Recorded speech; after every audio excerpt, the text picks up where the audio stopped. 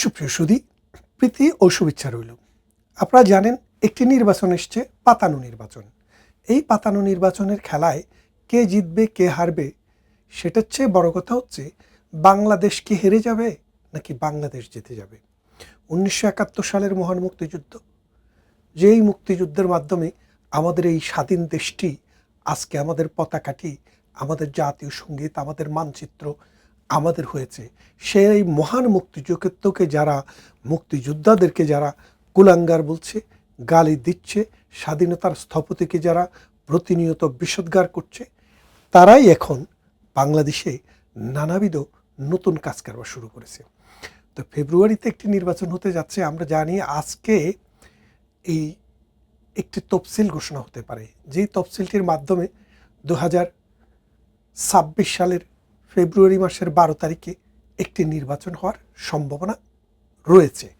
যেই নির্বাচনটি ইনক্লুসিভ নির্বাচন নয়। এই নির্বাচনের মাধ্যমে জিতে গেলেন শেখ হাসিনা। কারণ আগে শেখ হাসিনা কিন্তু তাদেরকে আমন্ত্রণ জানিয়েছিলেন নির্বাচনে আসেন, কাউকে নিষেধ করা হয়নি নির্বাচনে আসতে, কিন্তু তারা যায়নি এই বলে যে শেখ হাসিনার অধীনে নির্বাচন করব না। আর আজকে আওয়ামী লীগকে নির্বাচন করতেই দেওয়া হচ্ছে না। তার মানে পার্থক্যটা বুঝছেন, পেশিবাদ কাকে বলে, উহা কত প্রকার ও কী কী আমরা এটা শিখলাম। কিন্তু এখন সেই কথাটি বলতে আসিনি, বলতে এসছে যে এই কথাটি সাম্প্রতিক একটি জরিপে দেখা গেল 60% মানুষ নাকি বাংলাদেশে তারেক রহমানকে প্রধানমন্ত্রী হিসেবে দেখতে চায়। ভালো কথা, মানুষ যদি চায় তিনি প্রধানমন্ত্রী হবেন, এতে আমাদের কোনো সমস্যা নেই। কিন্তু এই নির্বাচনের সাথে আরেকটি অবৈধ নির্বাচন হতে যাচ্ছে। সেই নির্বাচনটাকে বলে গণভোট। গণভোটের বাংলাদেশের সংবিধানে কোনো বিধান নেই। সেই বিধানটি যদি করতে হয়, প্রথমে একটি সংসদ হতে হবে, সেই সংসদে একটি বিল পাশ করে সেই বিলের ভিত্তিতে কিন্তু গণভোটটি হতে হবে।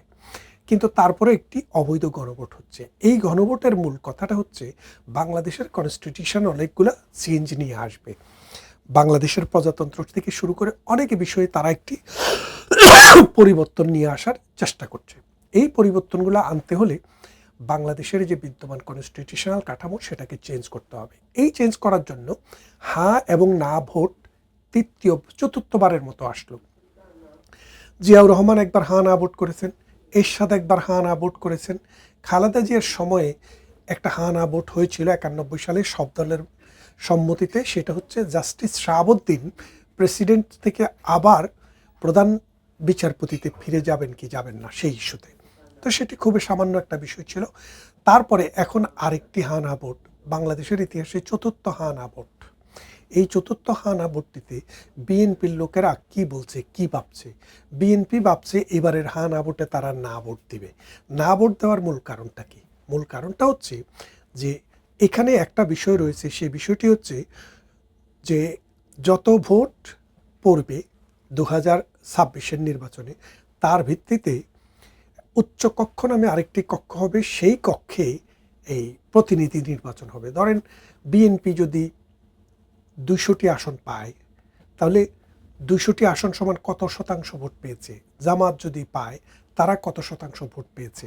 এগুলো হিসাব হবে। এগুলো হিসাব হওয়ার পর দেখা যাবে যে সংখ্যা অনুপাতিক হারে তাদেরকে উচ্চকক্ষে প্রতিনিধি দিতে হবে। সেই প্রতিনিধি জামাত, শিবির, মোল্লাদের অন্য গোষ্ঠীরা যদি একসাথে যদি বেশি আসন, যদি বেশি পার্সেন্টেজ ভোট পায়, তাহলে যদি উচ্চকক্ষে বেশি থাকে, তাহলে বিএনপির উপরে অযাচিত শক্তি প্রয়োগ করবে বিএনপি যদি ক্ষমতায় যায়।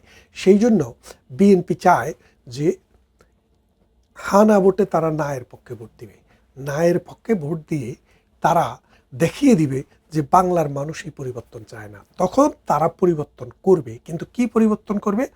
তারা যা চায় সেই মোতাবেক পরিবর্তন হবে। কেননা তারা মেজরিটি পার্টি, যেহেতু এখন আওয়ামী লীগ নেই, বিএনপি আর জামাত, তাহলে বিএনপি ছাড়া তো মেজরিটি পার্টি হওয়ার সুযোগই নেই।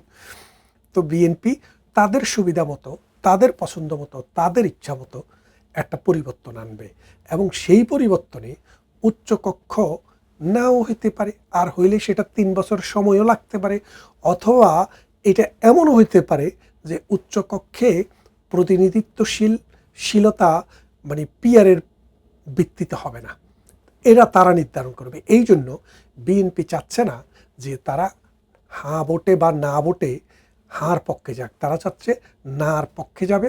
এবং আপনারা জানেন জাতীয় পার্টি, কমিউনিস্ট পার্টি সহ বামদলীয় জোট এবং যারা আওয়ামী লীগ করে না কিন্তু আওয়ামী লীগকে অনেকবার ভোট দিয়েছে, তারাও যদি নির্বাচনে কোনোভাবে যদি নির্বাচন করতে যায় আস্থা রাখি, তাহলে তারাও কিন্তু নাতে ভোট দিবে। তার মানে হচ্ছে না, না জয়যুক্ত হওয়ার সম্ভাবনা 80% উপরে, আর হ্যাঁ জয়যুক্ত হওয়ার সম্ভাবনা 20%-এরও নিচে। তাহলে আপনারা বোঝেন, এই যে সামনে নির্বাচনটি আসছে, এই নির্বাচনটিতে যদি একটা না জয়যুক্ত হয়, তার মানে জুলাইয়ের যে সন্ত্রাসীরা, জুলাই মাসে বা আগস্ট মাসে যে সন্ত্রাসীরা বাংলাদেশকে দর্শন করেছে, 1971-এর রাজাকার আলবদররা যে এখনও দেশকে দর্শনের চেষ্টা করছে, মুক্তিযুদ্ধের ইতিহাস, সমাজ রাষ্ট্রের যে কাঠামো সেটাকে যে ভেঙে দেওয়ার চেষ্টা করছে, সেটা বিফলে যাবে। আসুন না জয়যুক্ত হওয়ার পক্ষে অন্তত এক লাইন লিখুন। ভালো থাকবেন, কথা হবে অন্য কোনো ভিডিওতে।